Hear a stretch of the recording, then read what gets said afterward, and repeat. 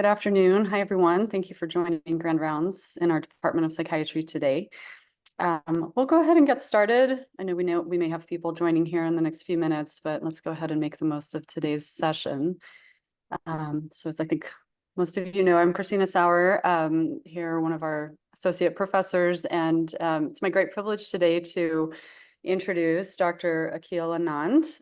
He is with us today from the Cleveland Clinic. So I'll read briefly his bio and we'll jump into the presentation.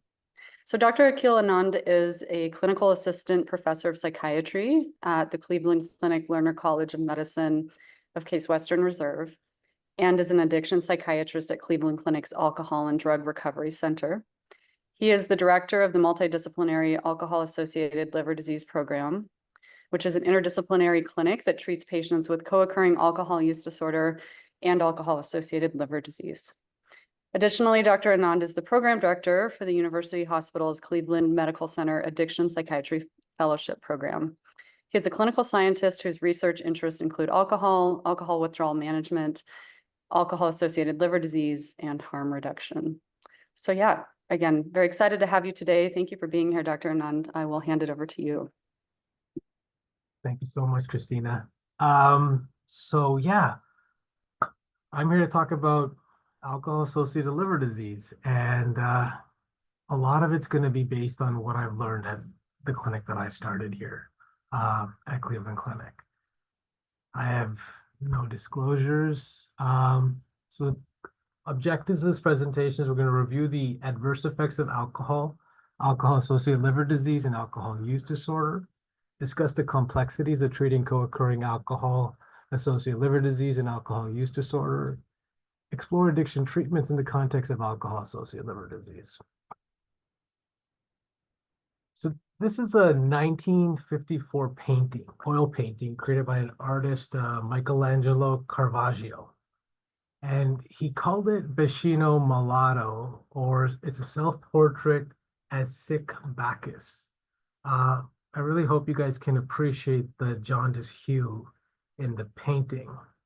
So Bacchus, or Dionysus, was the Roman god of wine, agriculture, fertility, pleasure, and the arts. And the story goes that Caravaggio was actually he was admitted to the hospital for 6 months for some form of viral hepatitis. And there he met many patients admitted for alcohol-associated liver disease. And it was the jaundice was very compelling, and so he painted this painting. And so today I'm going to be talking about ALD and my clinic, and a lot of our patients that we see have this hue. I didn't know until I got in this line of medicine the impact jaundice has on these patients and their self-esteem, and it's sort of like this scarlet letter of reminder of what they've done to themselves. And I almost always discuss the jaundice with them. And I use that sort of to reassure them that if they do stop drinking, oftentimes their liver improves and the jaundice does get better. And I also try to use this as a reminder that addiction is not their fault, and there's a lot of multiple causes that lead to it. So do you drink? So a lot of Americans do, right? I mean, this is what it's the most commonly psychoactive substance that we use. 135 million folks in the United States, 12 and older, consumed alcohol in the past year. 61 million reported past month binge drinking. 29 million had an alcohol use disorder.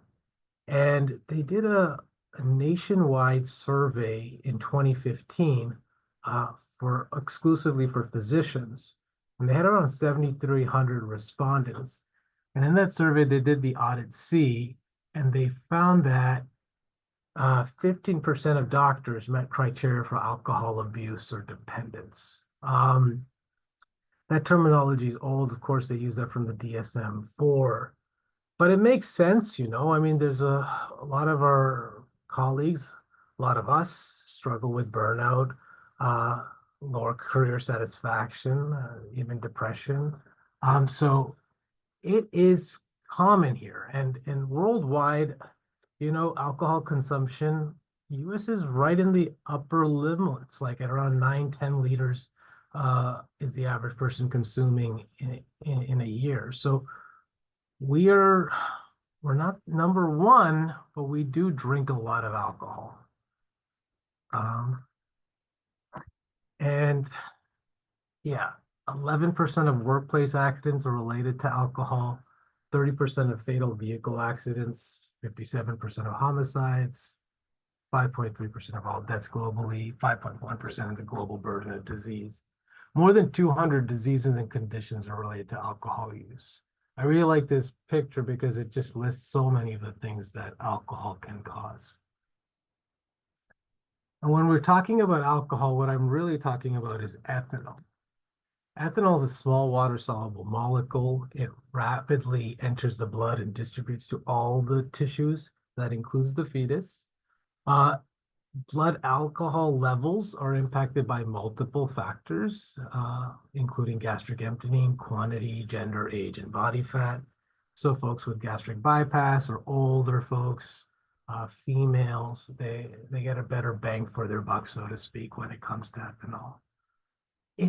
Its mechanism of action is still not completely understood. It does a lot of things, but we think of it solely as something that affects the GABAergic system.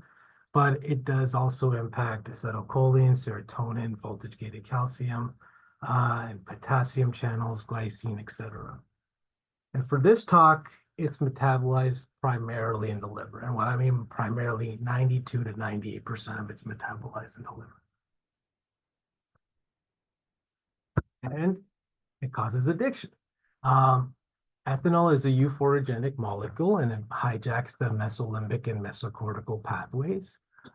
It indirectly increases endorphins, which are our natural opioids, and those bind to the rich dopamine cells in the ventral tegmental area and the nucleus accumbens, and that leads to the release of dopamine. And the genesis of addiction, like I mentioned earlier, it's multifactorial. For alcohol use disorder, genetics plays about a 50 to 60% role.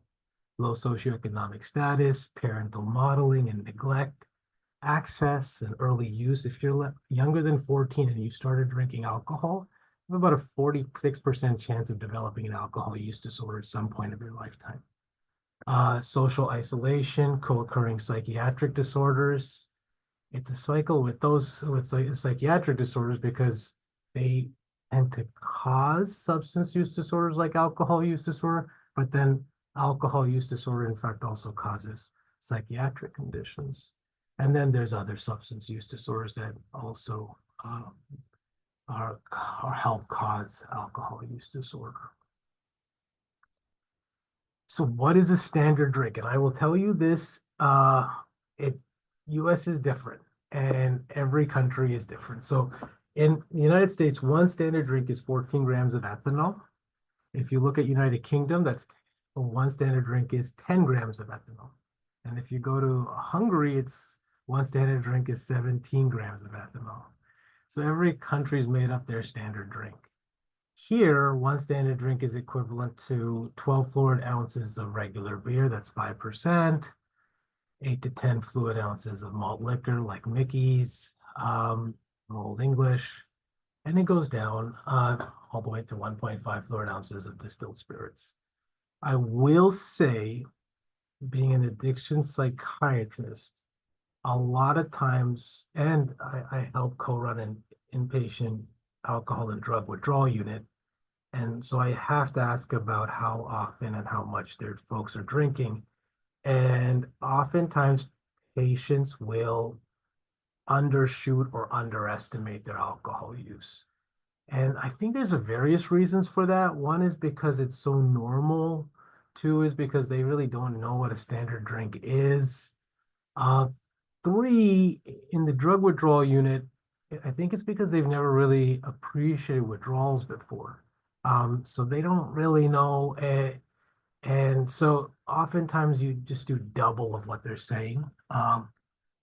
Because whereas if you look at other use disorders like opioids or benzos, oftentimes you'll see overshooting.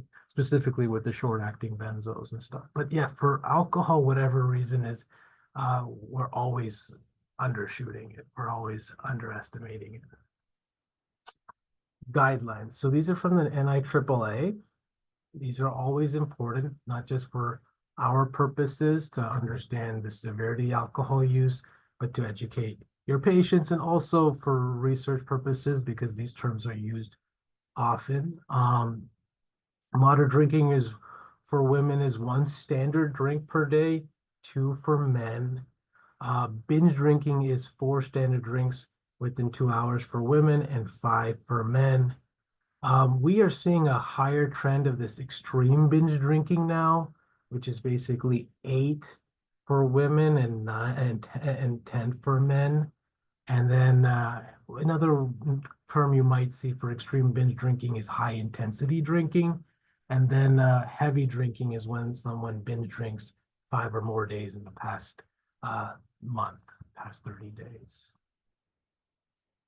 So really, how much is enough? So we have these guidelines, but are they accurate? So this is a great paper, came from the GBD Collaborators Network. It was published in the Lancet. And the GBD Collaborator Network is a group of researchers. They're all around the world. And they work together to look at the global burden of disease of different diseases. So they've done cancer, they've done low back pain, stroke, you name it. And they also studied alcohol. And for this study, it's really important. The standard drinks that they looked at was 10 grams of ethanol. So the UK number versus where, I mean, ours is 14. And they reviewed over 195 countries' epidemiological data, and they calculated disability adjusted life years and all-cause mortality. And what they found is that it's about 1 standard drink daily leads to an increase in your DALY score, and about 100 grams of alcohol weekly leads to all-cause mortality. So more than definitely, our guidelines are generous. And although the guidelines have not changed from this awesome paper, you know, we have taken note. And so, you know, the USDA and HHS did come up with a comments following up this and said that those who do not drink should not begin to drink because they believe alcohol would make them healthier. And they recommended limits for both men and women who drink would be 1 drink per day on days when alcohol is consumed. Since this paper, Canada did just change their guidelines last year, and they consider high-risk drinking now if you drink 7 standard drinks per week. So I don't know if we'll ever change our guidelines, but our guidelines are generous. So I like experiments. My wife does not understand me.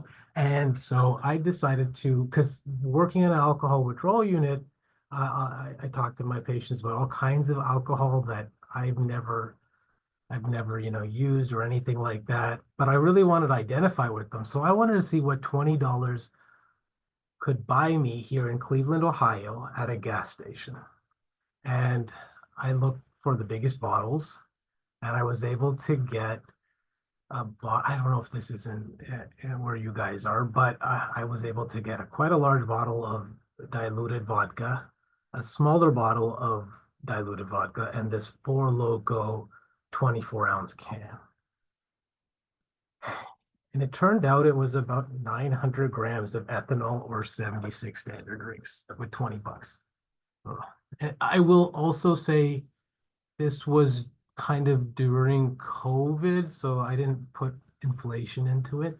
But I mean, $20 for 908 grams of ethanol, that means a lot. And what does that actually mean? So there was a very famous study that was done in Northern Italy, and they followed patients from 1991 to 2001.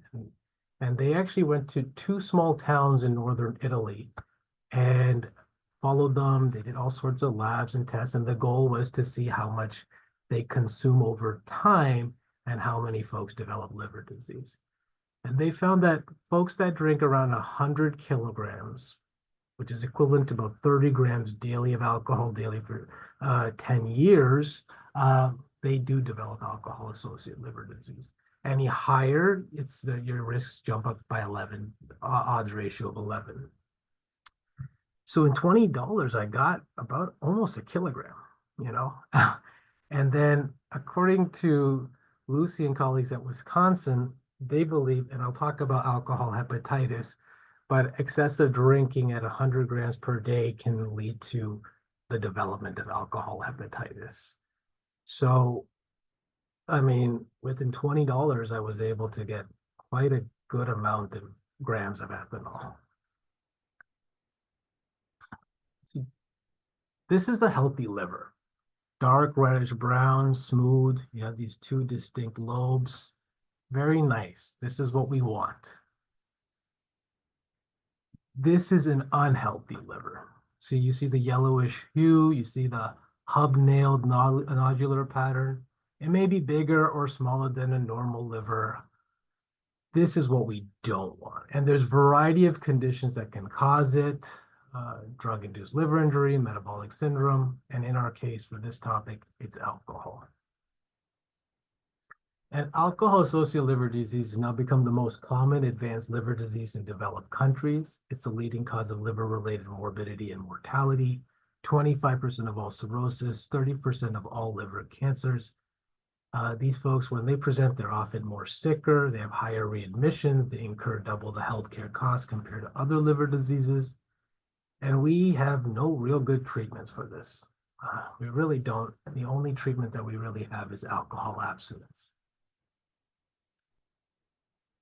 So bear with me. I'm going to talk a little bit about the spectrum itself. Alcohol-associated liver disease is a spectrum of liver diseases, and you can identify it histologically and clinically. And like I mentioned, a lot of times these patients present late. So we don't really get the early stages. We only see them at the advanced stages, which makes it harder. But you have the normal liver, and then you have stage 1, which is the first stage of the early stages, called alcohol-associated fatty liver or hepatic steatosis. Okay, if you binge drink consistently for 2 weeks, there's about a 90% chance you will develop this. Histologically, you'll see small to large fat droplets. You may see some elevated LFTs. Your billy will still be normal. These patients are asymptomatic and benign, and if they stop drinking, they will reverse back to a normal liver. Stage 2 is alcohol steatohepatitis or fibrosis. If you continue to drink excessively, about 1/3 of patients that develop alcohol steatosis will develop this condition, okay? This is permanent damage, okay? Your liver cannot return back to normal. But these patients are often asymptomatic. Sometimes symptomatic, but really mild symptoms, if anything. Histologically, you'll see the hepatocytes balloon, you'll see neutrophil infiltration, you'll see Mallory-Denk bodies, you'll see some fibrosis and scar tissue develop, okay? And from here, about 8 to 20% develop alcohol-associated cirrhosis, okay? The scar tissue that develops continues to develop. There's blood flow resistance that develops, which leads to increase in portal pressure and intrahepatic vasoconstriction, and that combination causes portal hypertension. When someone develops cirrhosis, they have now portal hypertension. And there's different levels of cirrhosis. There's compensated, where the portal hypertension is mild. But if the person continues to drink, the portal hypertension worsens and the cirrhosis becomes decompensated. They develop varices, those varices hemorrhage, they develop ascites, hepatic encephalopathy, and they can die. And then about 3 to 10% of these patients develop hepatocellular carcinoma. Cirrhosis and hepatocellular carcinoma are the late stages. So these are the 2 stages we typically see our patients. Then there's this really interesting one, That's kind of its own condition alone. It's called alcohol-associated hepatitis or alcoholic hepatitis. 10 to 35% of folks with alcohol-associated liver disease develop this at some point in their lives. 70% of patients with alcoholic hepatitis have underlying cirrhosis. This cannot really be diagnosed histologically, but can be diagnosed clinically. They're jaundiced, they have an elevated bili, they have elevated LFTs, they're sick in presentation, they have systematic inflammatory setting, and they are drinking very heavily. Like cirrhosis, where there's compensated and decompensated, in alcohol hepatitis, there is severe and non-severe, but both are bad. So the non-severe alcohol hepatitis has a mortality rate of 6% in the first 28 days. The severe alcohol hepatitis has a mortality rate of 20 to 50% in the first 28 days. It's worse than a heart attack. So, this is tough to see. And unfortunately, we see this a lot now. So how does alcohol damage the liver? I'm going to be very simple, try to explain it. Just basic. Alcohol is directly toxic to the liver. In particular, acetaldehyde causes oxidative stress. So alcohol dehydrogenase, the enzyme, eventually gets saturated. And to break it down, we have to use other pathways that eventually lead to reactive oxygen species that damage the liver. Another way alcohol is bad is it causes intestinal dysbiosis, which means the composition of the gut microbiota changes, leading to development of gram-negative bacteria that leads to increased intestinal permeability, causing the leakage of bacterial lipopolysaccharides into the bloodstream, which then translocate to the liver, which cause inflammatory response. These things, this inflammation, this oxidative stress, leads to triggering of the stellate cells and the endothelial cells. The stellate cells are activated and they lay down scar tissue, and then the endothelial cells are activated and they cause more vasculature, increasing portal hypertension. So who develops these conditions? Well, there's many risk factors. For one, being female. Alcohol has a higher bioavailability in women than men. This is because of a lot of things, but primarily because there's less alcohol dehydration in the GI tract in women than men. So women show about a 20 to 25% higher blood alcohol level than men following ingestion of the same amount of alcohol. Women also have this presentation of telescoping that we see in substance use disorders, and their pattern of drinking tends to be binge drinking. So being female is a risk factor, and oftentimes they develop alcohol hepatitis. We're seeing this huge trend now. Women are developing more alcohol hepatitis. How you drink matters. So drinking daily heavy or binge drinking, both are risk factors. Genetics, we found a gene PNPLA3, and polymorphism of this gene is related to the entire spectrum of alcohol-associated liver disease. It's involved in the breakdown and production of fat, and accumulation of fat can cause inflammation. Obesity can also be a risk factor. So people that have a higher body fat, actually the absorption of alcohol is slower. So they tend to drink more to get the same effect.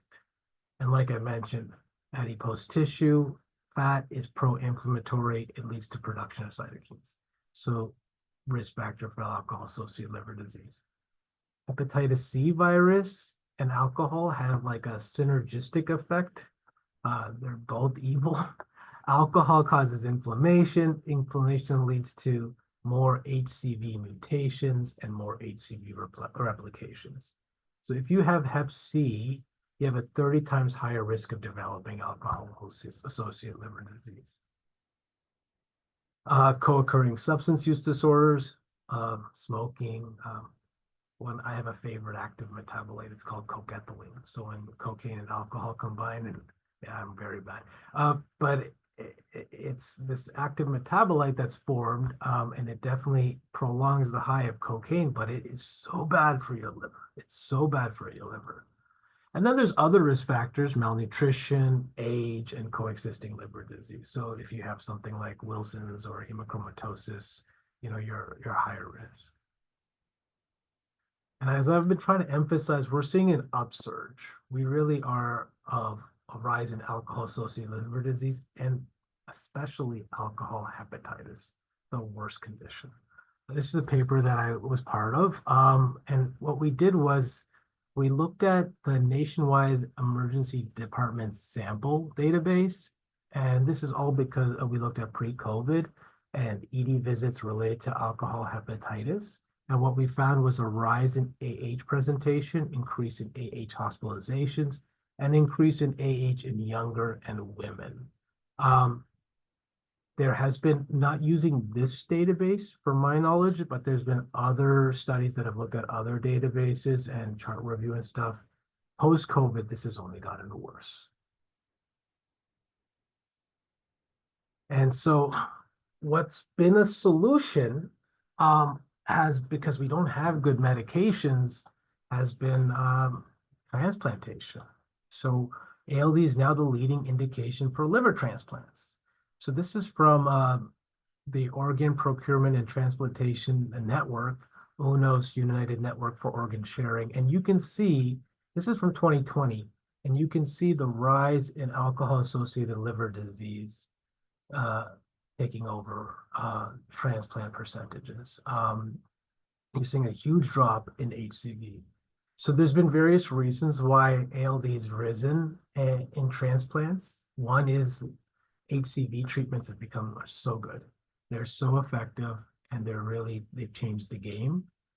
Another is, for a long time, there was this unofficial 6-month rule where, I don't know the origin of it, but where most transplant centers were going by this rule that you had to be 6 months sober to, be listed on the transplant list. And so that was a huge barrier. And they found that 6-month rule did not really change outcomes or anything. So they've removed that.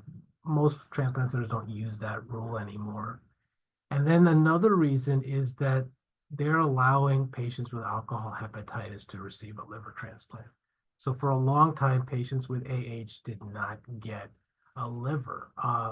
And what they found is that many studies have emerged in the last 10 years that have showed that patients with alcohol hepatitis, if they have a liver transplant, they actually have very good survival outcomes. So folks with alcohol hepatitis are now also getting livers. Here's another paper that kind of shows similar. So they followed over 2019, and they found that about liver transplants related to alcohol liver disease increased by 2.4% per year. 36% had a diagnosis of alcohol-associated liver disease. So all non-HCC liver transplants, 36% were ALD, 43% of male, 26% of female. So it's on the rise. And then it's again because of Hep C treatments, the removal of the 6-month rule, and ALCAP patients now receiving these livers. So more and more ALD patients are having liver transplants, and overall transplant centers are prioritizing the sickest patients now. Hopefully we don't have to have them have a transplant though. But because of limited treatments, the only real effective strategy is abstinence.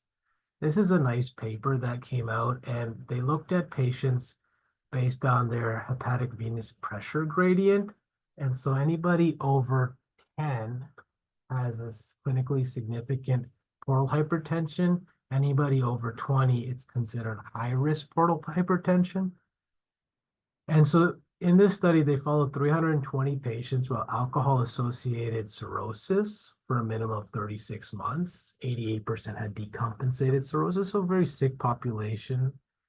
And what they found was that folks that were abstinent, there was a reduced risk of worsening of their hepatic decompensation, and not shown in this picture, but liver-related and all-cause mortality. Okay, versus folks that continue to drink. So they need to stop drinking. If it only it were that easy. So there's a lot of challenges, and patient-specific challenges include, since these guys often present so late, they're very preoccupied with their medical and maybe even their transplant management. Because of that, sometimes they're unwilling to disclose or share their alcohol use because they're afraid that it'll impact their transplant selection.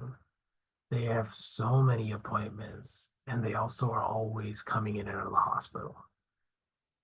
Most of these folks have very severe alcohol use disorder and are seen for the first time. The shock, there's ambivalence. They often have very complex biopsychosocial issues. There's other substance use, psychiatric conditions, there's neurocognitive issues, and there's financial, insurance, child, and transportation barriers. And then there's care-specific challenges.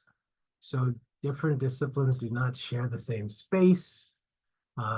Patients are seen at different hospital centers for different things. There's low multidisciplinary collaboration.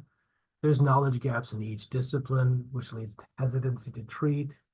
And these patients are often omitted from studies. So we don't have any evidence-based data. This typical ALD patient comes in and they're seen in the hospital and they're referred to hepatology and social work and psychiatry and addiction. And we know that divided treatment leads to lagging care time, poor show rates, low multidisciplinary collaboration, and overall poor medical and psychiatric management. So we should try to see if we can put them all together, no? And this has been done. I mean, look, there's this paper showed that HCV patients in a hepatology clinic that included an addiction specialist showed an improved reduction in addiction severity index score and abstinence rates. This one showed that post-transplant patients in multidisciplinary clinics showed a significantly lower prevalence of alcohol relapse than post-transplant patients seen by internists and addiction doctors separately.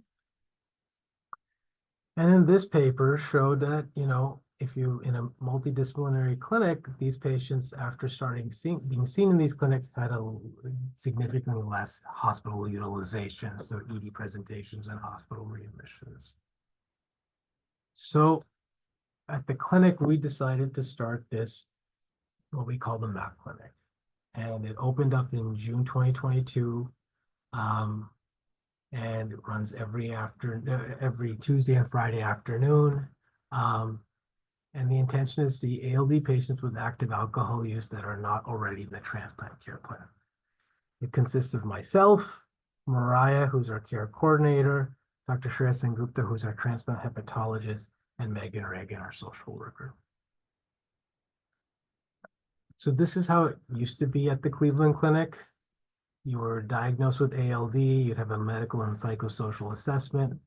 They would determine whether you're transplant eligible or not. The clinic does quite a lot of transplants, 200 to 300 a year. But if you're not eligible, they put you in the non-transplant care path. The folks that get in the transplant care path, they get all this care. So we decided to see we added the MAP clinic. And here we have a criteria, and the rest of the folks would go in this standard non-care path. We also see patients that post-transplant relapse. Here's our criteria. And so it's, 2 afternoons a week, and the entire team sees each patient individually. So the hepatologist sees the patient individually, then I see the patient, and social worker. We have all kinds of testing we do, from lab tests to questionnaires. We do a fiber scan if appropriate.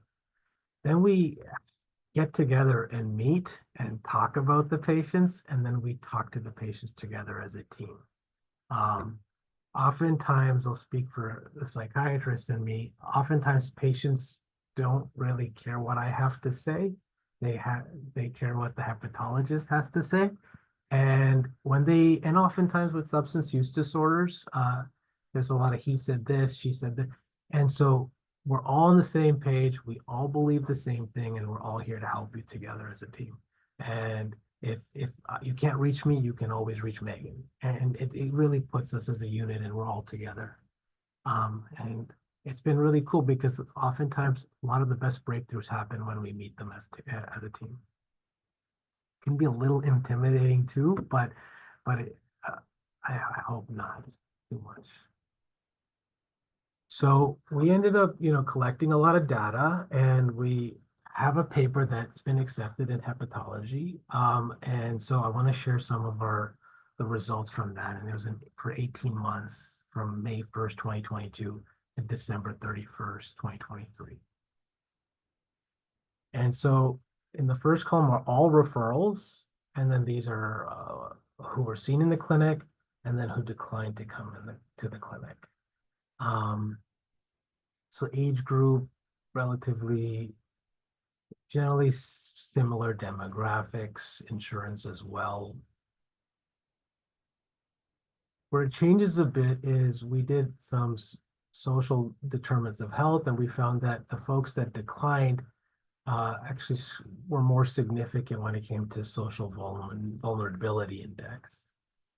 We found that liver diagnosis wise, yes, our patients were more sicker, but yeah, we also took like I said, a lot of post-transplant patients. So 27 post-transplant patients agreed to come to our clinic who had relapsed.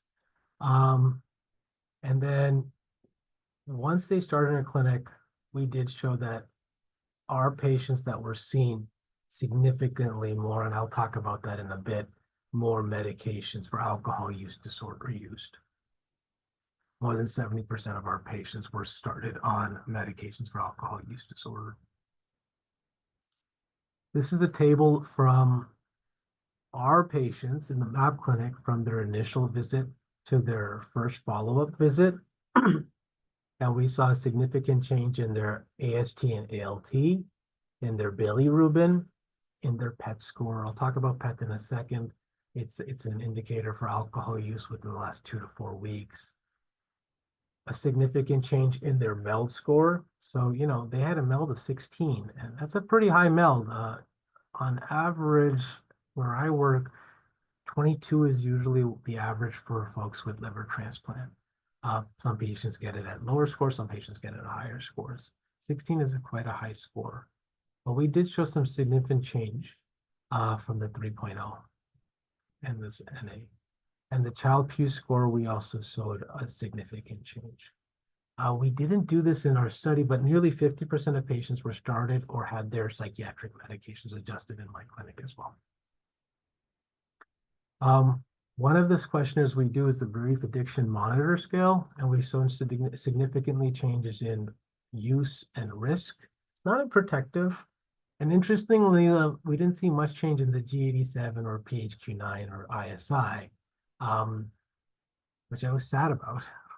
But I think it's because they're so focused on the medical and all the appointments, and I think that's still a factor of why their scores weren't very high anyways, but why we didn't see such a huge change. What we also did see a change that we were happy about was ED visits and hospital admissions.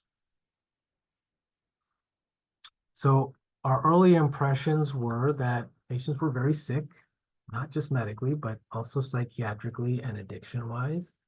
Few patients were receiving psychiatric medications and addiction medications before coming to the clinic. It was a high patient and family satisfaction rate. They really did they do still like the clinic design.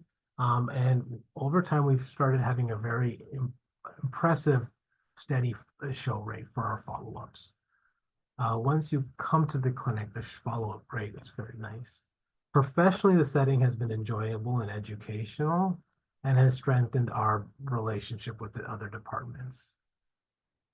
So quickly, I'm going to talk about AUD treatment in these folks.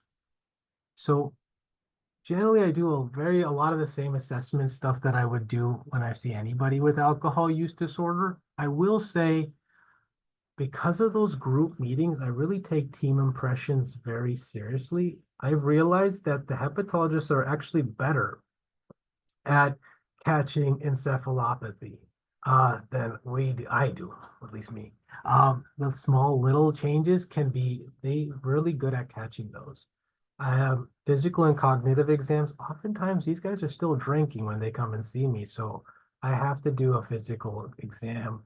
Um, Cognitive tests that I use because I don't have much time. I try to get a MOCA in if I can, but a lot of times I have to resort to the mini cog. We do all kinds of questionnaires, uh, all labs and MELD and Child-Pugh are what I use. I do look at some of these non-specific labs, but I'm very appreciative of the false positives that can be developed. AST and ALT. ALT is more specific. Um, One thing to note is the values are if they are greater than 400, it's probably not alcohol related. They're probably doing other stuff, whether it be some supplement or something else. GGT I like to use sometimes. If they stop drinking for 4 to 6 weeks, it usually normalizes. And MCV, sometimes I'll use these combinations together. I do breath test some patients. I've had to do that a few times, and of course with their permission. Blood alcohol level is the gold standard. We do ETG and ETS on our patients. All their urine testing is random, and they are agreeable to it at the first visit. And we do PET tests a lot. Again, they measure, it's actually a blood test that we check, and that will tell us whether there's alcohol when there's been use in the last 2 to 4 weeks. And it's validated in liver and kidney disease, which is great. But there can also be false positives here. One common false positive that we've started seeing, not common, but it's happened at least 4 or 5 times, where the person's had a transfusion and they came back with a positive PET, but they were really adamant that they weren't using, and it likely came from the transfusion. So we do a lot of psychosocial interventions. Obviously, motivational interviewing is very important to me. Our social worker does a lot of cognitive behavioral therapy. I am a big fan of 12 steps. My real goal is to get them to do some type of formalized treatment if they're in active use, like intensive outpatient programming, or residential if necessary. So it's really important, relapse prevention. Prior to joining this clinic, I was a big believer in medications for alcohol use disorder and alcohol use disorder. I didn't know so much about alcohol-associated liver disease. This paper really helped me kind of understand things. This is done by Vanier and colleagues, and it's a retrospective chart review. They use the MGH database, and they identified 10,000 patients with alcohol use disorder over 11 years. And they found that about 1,000 had alcohol-associated liver disease.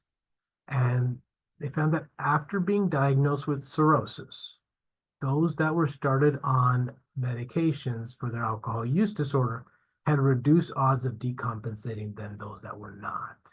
And they also found that the average time to decompensate after cirrhosis diagnosis was longer in the medication alcohol use disorder group. So it was very encouraging, and I've been doing more and more of that. So I'm going to quickly talk just about the medications. What we don't prescribe is disulfiram in this setting. It's not been studied in alcohol-associated liver disease, but there's been many, many cases of drug-induced liver injury, and it can happen very early in treatment. Neuropathy, psychosis, and oral adverse effects are also seen, but the drug-induced liver injury is something that is, why we don't prescribe this medication in this setting. I do prescribe a camprosate. It's eliminated via the kidneys. You do need to adjust the dose and do a workup if there is any renal impairment, but there's no evidence of hepatotoxicity. Again, not studied in ALD. There are studies coming out now.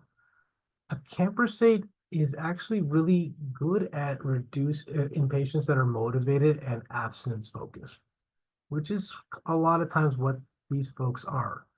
It's also very helpful in post-acute withdrawal. A meta-analysis showed that it had a moderate effect size. It does have some side effects, but usually this medication is well tolerated. Naltrexone is another medication I prescribe in this setting. I prescribe primarily the 50 milligram oral. Sometimes I'll titrate it from 25 to 50. I usually hesitate to give the injection. It's also not been studied in alcohol-associated liver disease. What's different about this than a camprosate is naltrexone does not really help with post-acute withdrawal syndrome. It's good for abstinence and it's good for harmful drinking. Actually, it's probably better for harmful drinking than just abstinence.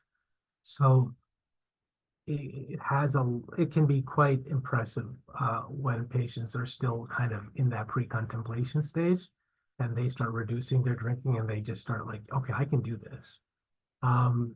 There does come with side effects. Obviously, the patient can't be on opioids. Topiramate, it does a lot of different mechanism of actions. You start with 25 milligrams BID, and generally you have to go titrate over time, weekly, up to 300 milligrams daily. There's no evidence of hepatotoxicity, but you want to reduce the dose if there's renal impairment or liver impairment. Not studied in this population. A lot of work to do here.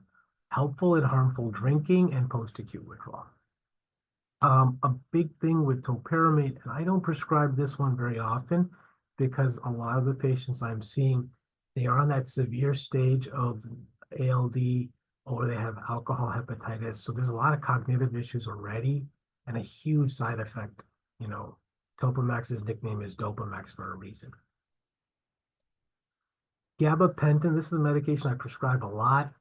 The world prescribes a lot of approved and off-label uses, but in this setting, it's great. It doesn't go through the liver at all. You do need to be mindful about if there's any renal impairment. It can help with post-acute withdrawal and harmful drinking. So oftentimes I will use it with the naltrexone. So they seem to have some type of dual effect, which is nice. Baclofen is actually the only one of these drugs that's actually been studied in liver disease. You may need to reduce it in renal impairment.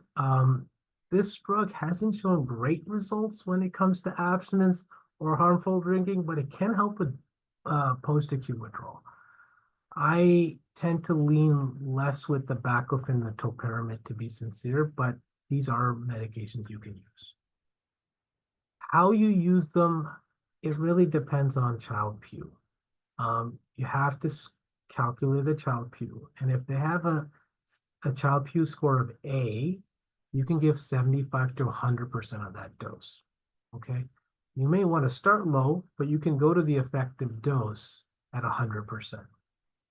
Child-Pugh of B, you have to do 50% of that dose, not higher. I don't recommend that. And then folks with a Child-Pugh of C, you should avoid all drugs that require oxidative metabolism. So in this case, you can't give naltrexone, but you can give a camprosate, okay? So in conclusion, alcohol-associated liver disease is rising and medication advancement is subpar compared to other liver diseases. ALD treatment is contingent on AUD treatment as abstinence is still the only effective treatment and nearly all ALD patients have AUD. ALD patients are biosocially very complicated. severe psychiatrically and addictively. Studies show multidisciplinary models appear to be more effective than typical care models. And our lessons early have shown that the patients are satisfied, have strong satisfaction, increased prescribing of necessary meds, improved liver status, and reduction in ED and hospital presentations.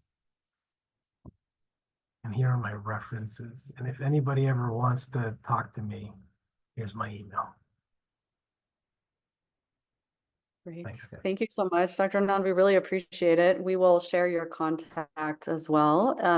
Yeah, we'll pause here. If anyone has questions, please feel free to unmute, or we can watch the chat.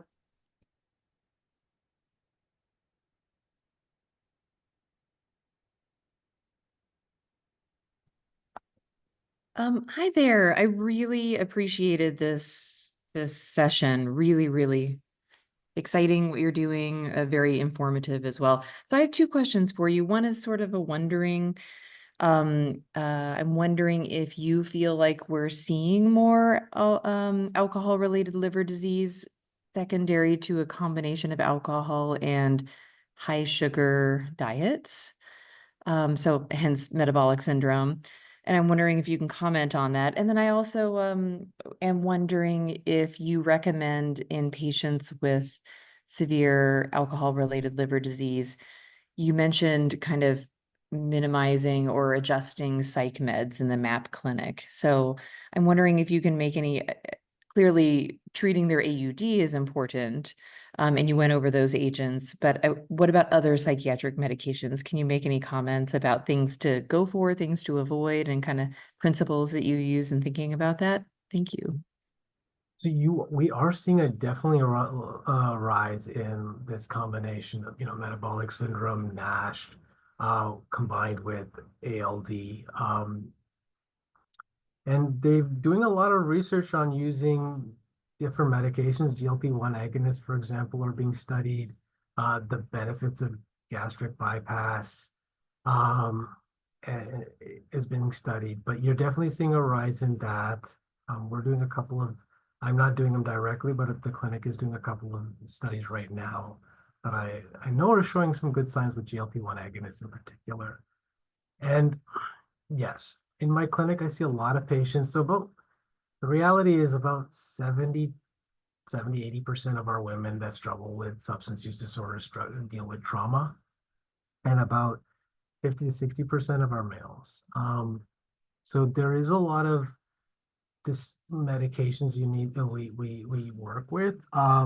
It depends on what the condition is, but we are open to prescribing whatever they need.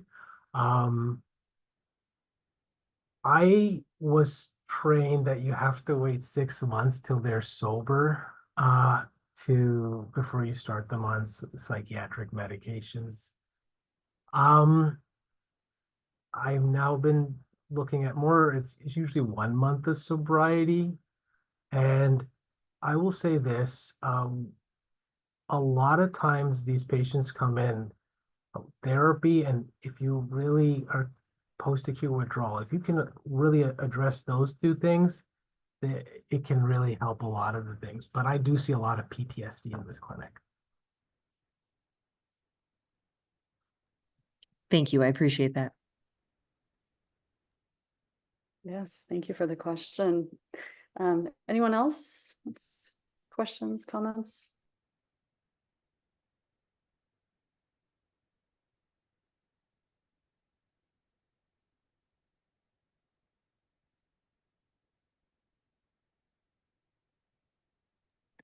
I guess you mentioned that in particular with the multidisciplinary clinic, that a lot of the patients' focus is on the medical side of treating their liver disease. But are there certain messages or things that are helpful when you feel that the psychiatric component may be particularly pressing? Any techniques or things that you find are helpful? I mean, I use whatever I can. A lot of motivational interviewing. We have luckily a couple of local. So Cleveland is kind of the home of AA. So think there's something like 1,000 meetings that happen a week here. So I really try to have them go to meetings if possible. I'm a big believer in peer support. And what's amazing, oftentimes, specifically folks with alcohol hepatitis, alcohol-associated hepatitis, they get really better fast. Within a few months, their jaundice goes away. They're feeling stronger. So, providing reassurance, we have the two main clinics, but our social worker calls them weekly. And so we're all the sicker the patient, the higher the MELD score, we call them weekly. And so just showing them that we're constantly available and providing reassurance is how I usually do it. But I do want to emphasize, providing medications for alcohol use disorder. So many times these patients have seen them in the clinic and they've just said to me, like, the naltrexone just did something. And I don't know what it is. It just did something. And it's been a game changer.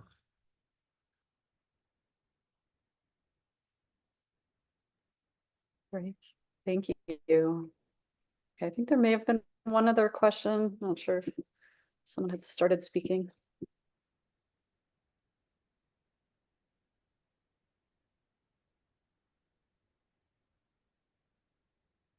Okay. All right. Well, thank you again, Dr. Anand. Thank you for your time and teaching for us this afternoon. We really appreciate you being available. Thank you for joining us. And thanks everyone for being here. Please note, as listed, Robin in the chat had posted for CME. And yeah, hope you all have a really great weekend. We'll look forward to seeing you next week. Thank you. Take care. Bye.